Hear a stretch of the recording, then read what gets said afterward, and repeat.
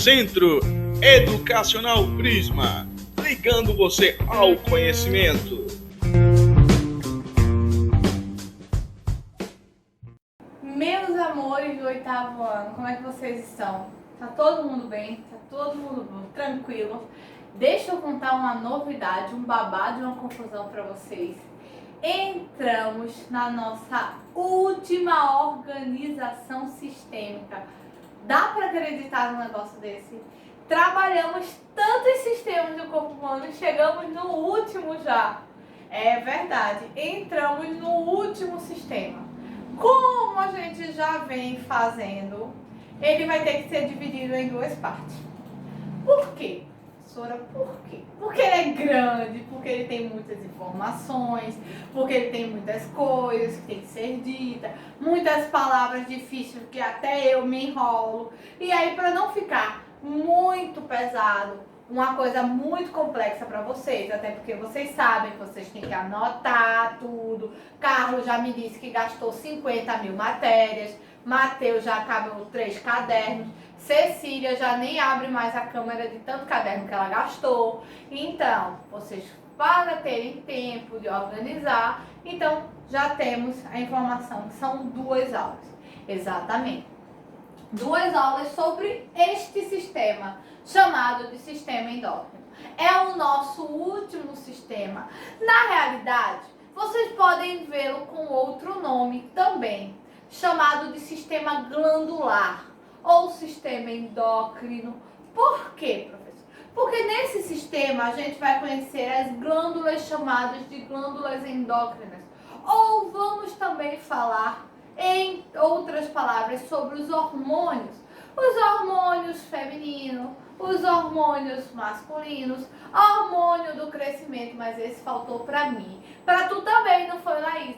Faltou pra gente esse hormônio. Mas a gente vai falar sobre o hormônio do crescimento, o hormônio responsável pelo desenvolvimento, que faz você sair da adolescência para a fase adulta. Ou seja, então você tanto pode encontrar como um sistema endócrino como um sistema glandular. Vamos falar também, sem esquecer desse detalhe muito importante, sobre os hormônios que são encontrados e que fazem parte do processo gestacional, que por sinal a gente já deu uma faladinha sobre eles. Eu acho que vocês lembram. Se não lembra, procure no caderno, porque tem que estar no caderno. Quando a gente trabalhou o sistema reprodutor lá atrás, algum tempinho atrás, a gente também viu essa questão hormonal. Então, algumas coisas a gente vai rever, outras coisas a gente vai estar vendo pela primeira vez. Mas eu espero que vocês gostem de mais esse sistema, de mais dessa viagem que a gente vai fazer pelo nosso último sistema. Vamos acabar com o sistema endócrino, as nossas organizações sistêmicas. E aí, olha, pense em quantos sistemas vocês já conheceram e pensem em quanta informação a gente já teve. Então vamos para mais esse, conhecido como sistema endócrino. Primeiro, qual é a função do sistema endócrino, professora? Vejam bem, a função do sistema endócrino ele é responsável pelas atividades ou controle das atividades metabólicas do organismo. Ou seja, ele vai controlar todos os hormônios que o nosso organismo produz. Ele vai fazer esse controle, ele vai fazer essa organização. É ele que vai ser responsável pela liberação, a quantidade que vai ser liberada, a forma que vai ser liberada. Todo esse processo é de responsabilidade do nosso sistema endócrino. É ele que controla a nossa produção hormonal. Junto com ele, olha aqui, ó, o que eu falei para vocês, os hormônios, que são substâncias produzidas e liberadas por células glandulares que vão atuar no funcionamento ou no controle do funcionamento dos nossos órgãos. A gente já viu também a questão das glândulas quando a gente falou de sistema digestório, quando a gente falou de sistema excretor, ou seja, o sistema endócrino ele traz justamente a forma para vocês compreenderem essas glândulas que já agiram, que já atuaram nas nossas outras organizações sistêmicas, qual é o papel, qual é a fundamental importância dela e como é que elas literalmente vão agir. Aí eu trouxe para vocês aqui, ó, quais são as nossas principais glândulas, ou quais são as glândulas endócrinas humanas e quais serão os papéis delas. Nós temos o hipotálamo, nós temos a hipófise, a paratireoide, a tireoide, as adrenais, o pâncreas, o ovário quando se trata de mulher e o testículo quando se trata de homem. E aí, essas glândulas, chamadas de glândulas endócrinas, são elas que vão produzir os hormônios, são elas que vão produzir as substâncias e essas substâncias que serão produzidas, que serão responsáveis por todo o controle ou por toda a regulação corpórea, por todo o controle e funcionamento dos hormônios que estão presentes no nosso corpo. E aí, vamos conhecer um pouquinho delas. Hoje a gente conhece algumas. Semana que vem a gente conhece as outras, as que faltam. E aí vamos lá. Vamos começar pela primeira, o hipotálamo. Qual a função do hipotálamo? Receber informações do sistema nervoso. Esse sistema que a gente acabou de trabalhar, a gente viu ele até a semana passada. E aí qual é a função do hipotálamo? Ele vai receber as informações do sistema nervoso e secretar hormônios que vão atuar sobre a hipófise. E aí, ó, o que é que vai acontecer? Esses hormônios que serão produzidos através do hipotálamo serão produzidos inicialmente depois que eles receberem as informações do sistema nervoso. E aí eles vão produzir. E quais hormônios eles vão produzir? Vai o que acontecer? Ó, o que é que acontece? Ele vai produzir os hormônios que são armazenados e liberados pela hipófise. Mas olha quem age nesse processo. O neurônio, que a gente já viu agora atrás, ó, quando trabalhou sistema nervoso, que a gente já viu a importância, o quanto ele é fundamental. E aí a gente traz ele aqui, ó, para liberação dos hormônios, o ADH e a ocitocina. E ele vai ter esse papel de fazer a liberação através do nosso hipotálamo. E aí aqui, ó, outra glândula, conhecida como a hipófise. E aí, ou também chamada de adenohipófise. E aí, olha aqui, ó, quantas glândulas ela produz. A prolactina, que vai ser responsável pela produção do leite. Olha aqui, ó, a prolactina. A gonadotrofina, que vai atuar nas gônadas. A tireotrofina, que vai atuar na tireoide. E vocês vocês vão ouvir falar sobre esse nome novamente, tireoide. E se eu disser para vocês que a tireoide, ela influencia no peso, pessoas podem ganhar muito peso ou perder muito peso por conta de uma disfunção hormonal na tireoide. Vocês acreditam num negócio desse? Pois é, minha gente.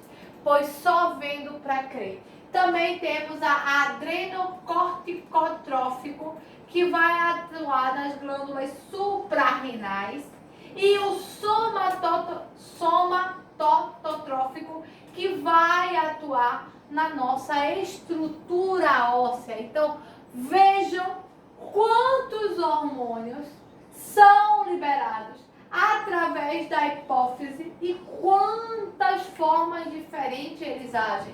Eles agem na produção do leite nas glândulas mamárias, eles agem nas gônadas que estão presentes no sistema reprodutor, eles agem na tireoide, eles agem nas suprarrenais, eles agem nos ossos, ou seja, eles têm várias formas de agir, de atuar e fazer com que haja um funcionamento adequado na nossa organização sistêmica, principalmente principalmente relacionado aos hormônios, que são, minha gente, extremamente importantes. Pensem que é brincadeira não. Uma disfunção hormonal causa problemas seríssimos. E quando uma glândula dessa resolve não funcionar direito, pense que o problema é mais sério ainda. Seguindo, vamos conhecer um deles, que é conhecido como adenohipófise, ou também conhecido como hormônio do crescimento ou da falta dele. Ele promove o crescimento das cartilagens dos ossos, influencia o metabolismo das proteínas e aí pode provocar o que a gente chama de gigantismo ou pode provocar o que a gente chama de nanismo. A falta deste hormônio ou a produção desse hormônio em pequena quantidade, numa forma que não seria adequada, pode causar o que a gente conhece como nanismo. Já a produção deste hormônio em uma quantidade descontrolada, uma quantidade desordenada, pode provocar o que a gente conhece, o que a gente chama de gigantismo. Incrível, né? Como um pequeno hormônio pode agir na nossa estrutura óssea e o fato dele agir na nossa estrutura óssea pode causar duas situações opostas. Ou pode causar o nanismo ou pode causar o gigantismo, que são doenças hormonais. Não é uma disfunção normal, é uma disfunção hormonal que são consideradas doenças. Seguindo, a gente tem o adenohipófise, que atua aqui na tireoide, que pode causar o hipotiroidismo e o hipertiroidismo. Nós vamos falar posteriormente sobre isso, mas eu já vou adiantar para vocês que o hipotiroidismo e o hipertiroidismo são aqueles problemas hormonais relacionados ao ganho excessivo de peso e à perda excessiva de peso. Vocês já ouviram aquele ditado? Tem gente que come e não engorda. E tem gente que não come nada e engorda, que é horrores. Isso está muito relacionado também justamente a esta produção hormonal, que é conhecido como TSH, que atinge a tireoide e pode fazer você ter um ganho excessivo de peso ou você ter uma perda excessiva de peso. E muita gente sofre disso e às vezes não sabe. Mais um é conhecido como o adrenocorticotrófico ou o ACTH, que vai agir nas supras renais ou que vai estimular as glândulas suprarrenais. Seguindo, a gente vai para a prolactina, que é a produção do leite materno.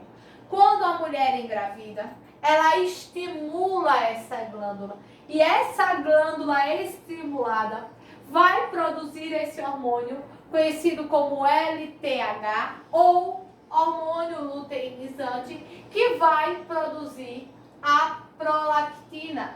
Nos homens, mesmo tendo glândulas mamárias e mesmo tendo esse hormônio, ele tem uma função desconhecida porque ele não é estimulado, já que o homem não vem a engravidar. Outro, que aqui é produzido nas gônadas, conhecido como gonadotrofina. Nos homens ele vai estimular a produção dos espermatozoides.